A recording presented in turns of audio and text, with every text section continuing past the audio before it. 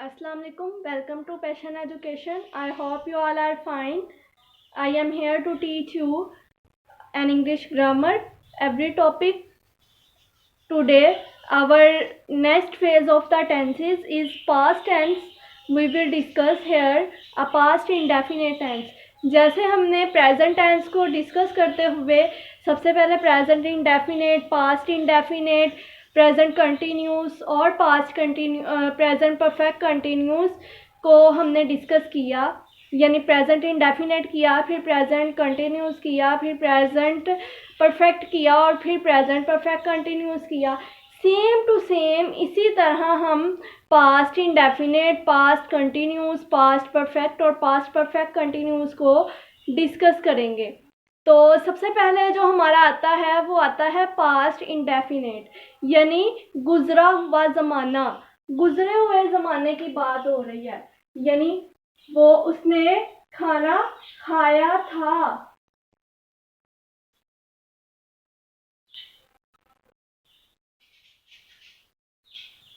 Past indefinite, past कहते हैं गुजरा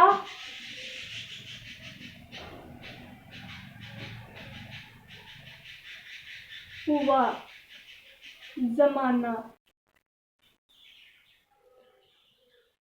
तो गुजरे हुए ज़माने से अगर देखा जाए तो जो पास्ट इंडेफिनेट है, या इसको हम इस तरह से डिस्कस करते हैं, जैसे उर्दू फिक्रात में अगर हमारे पास आ जाए वो स्कूल गया था, उसने खाना खाया था, इस टाइप के अगर टेंसेस हमारे पास आ जाएं तो हम उनको कहते हैं कि ये हमारे पास गुजरा हुआ ज़माने की बात हो रही है।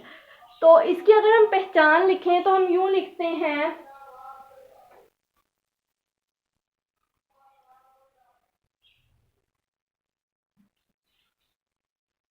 उर्दू फिक्रात के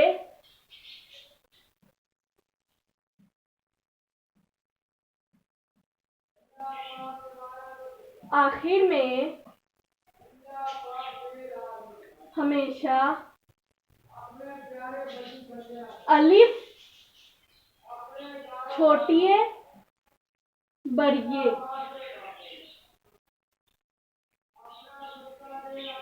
या आप कह लें कि था, था,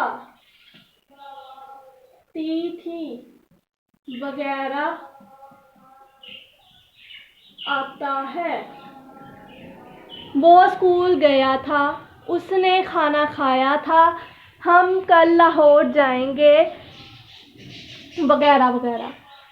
तो अगर हम इसके सिंपल टेंस की बात करें तो सिंपल टेंस में हम इस तरह से लिखते हैं, जैसे फॉर्मूला क्या होगा इसका, सबसे पहले हमें पता है हम सब्जेक्ट लिखते हैं, इसमें हमारे पास हेल्पिंग वर्ब नहीं आता। जैसे प्रेजेंट इंडेफिनेट के सिंपल में हेल्पिंग वर्ब नहीं आता, उसमें एस या ईएस आता है, इसी तरह इसमें हेल्पिंग वर्ब नहीं आता। तो इसमें आता क्या है फिर,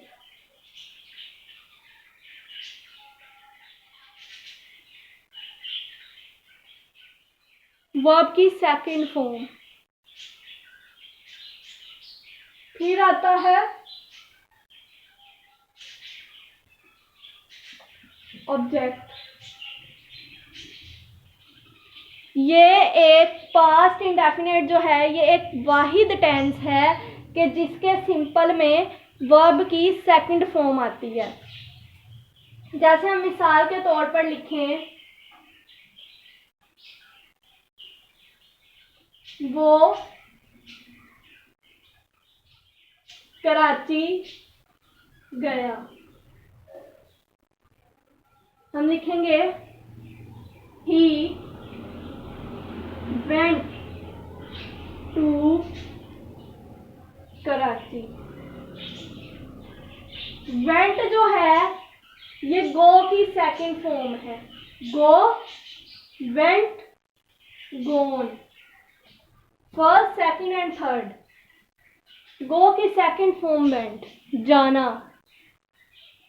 अगर हम इसकी बात करें, एक और सेंटेंस करें, तुमने सवाल हल किया। You solved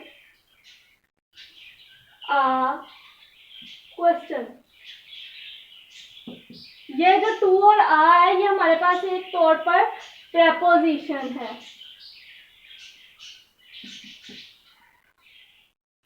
You solved a question। तुमने सवाल हल किया। अगर बात की जाए हमने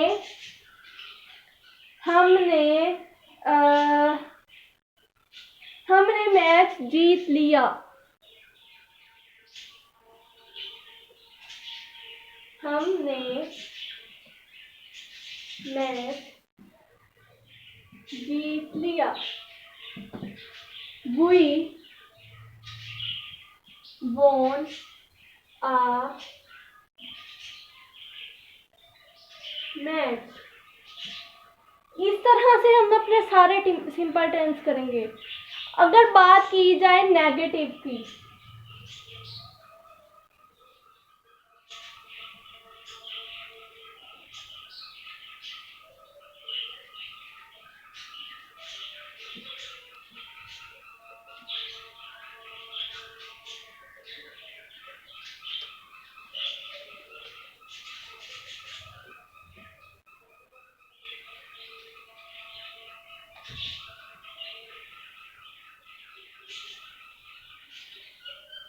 नेगेटिव की बात की जाए, इसमें हम लगाते हैं सबसे पहले सब्जेक्ट प्लस।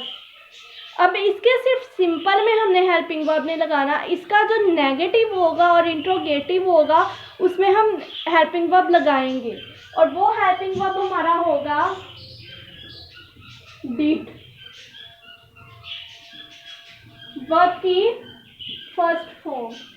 अब इसमें वर्ब की फर्स्ट फॉर्म क्यों आएगी? क्योंकि डिड जो है वो ऑलरेडी हमारे पास डू की सेकंड फॉर्म है।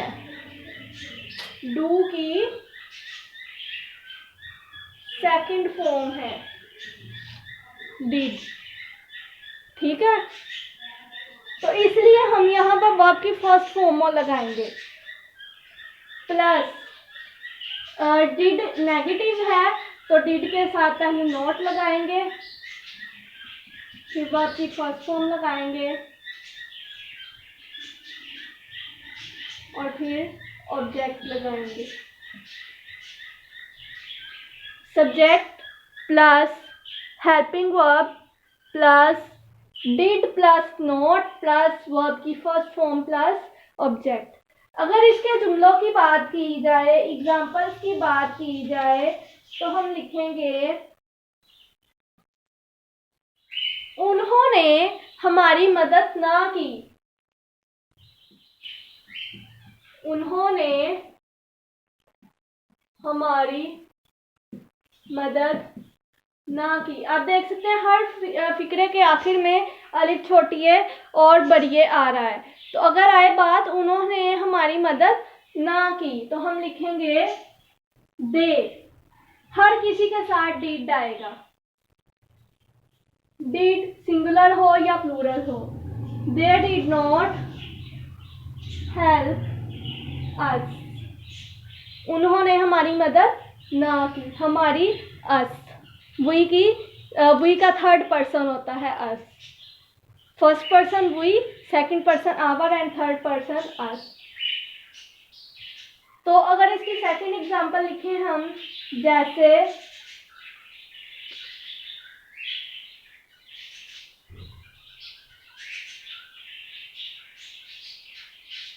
जैसे हम लिखें इसकी example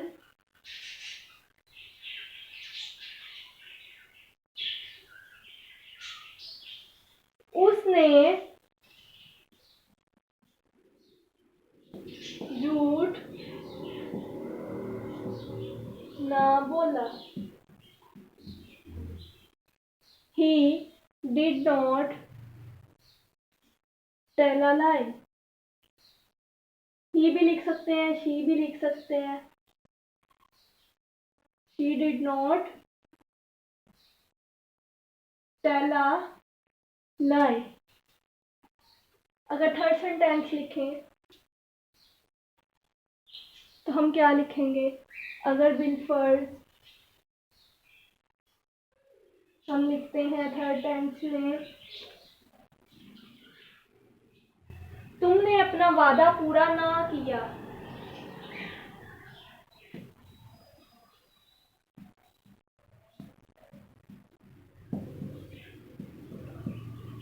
You did not fulfill, वादा पूरा करना, fulfill। You did not fulfill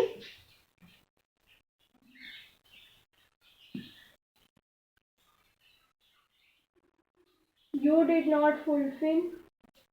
अपना भी आ रहा है तो योर आएगा, your promise। Same as it is अगर हम बात करें इंट्रोगेटिव की,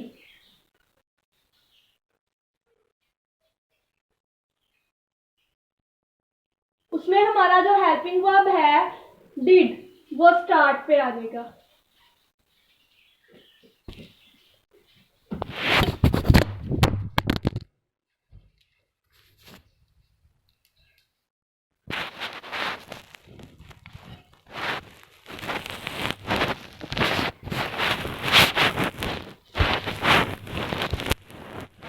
हेल्पिंग वर्ब जो डिड होगा वो हमारा स्टार्ट पर आ जाएगा।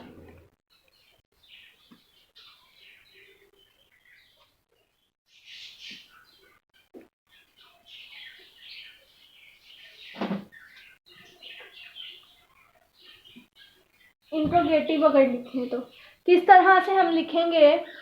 सबसे पहले हमारा आ जाएगा उसमें हेल्पिंग वर्ब, फिर हम उसमें लिखेंगे सब्जेक्ट। अगर हम लिखें तो हम लिखते हैं इसकी एग्जांपल्स इस तरह से, जैसे कि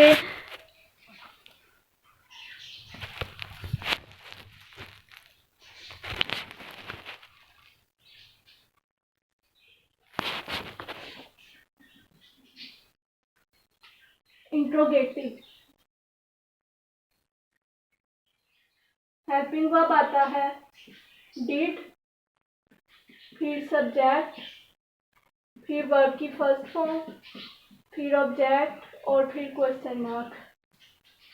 तो हम इसको लिखते हैं इस तरह से,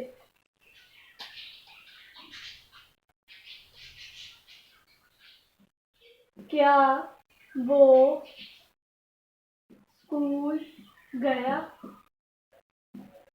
क्या वो स्कूल गया? Did he go to school?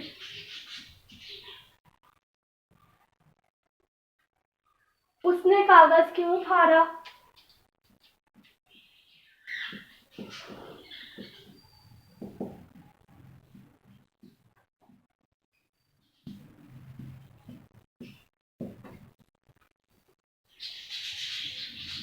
अब क्यों आ गया? हमने पिछली लेक्चर में हमने क्वेश्चन वर्ड्स का जिक्र किया था कि क्वेश्चन वर्ड्स कौन से होते हैं और किस तरह से यूज होते हैं। तो हम लिखेंगे वाई डिड ही, सबसे पहले क्वेश्चन वर्ड आ जाएगा, फिर हेल्पिंग वर्ब आ जाएगा। वाई डिड ही, फाड़ना की इंग्लिश होती है टीयर, टीयर की second form tore and third form torn. Why did he tear the paper? Why did he tear the paper? यहाँ पर हमारा आज का लेक्चर कंप्लीट होता है, past indefinite tense. Thank you so much.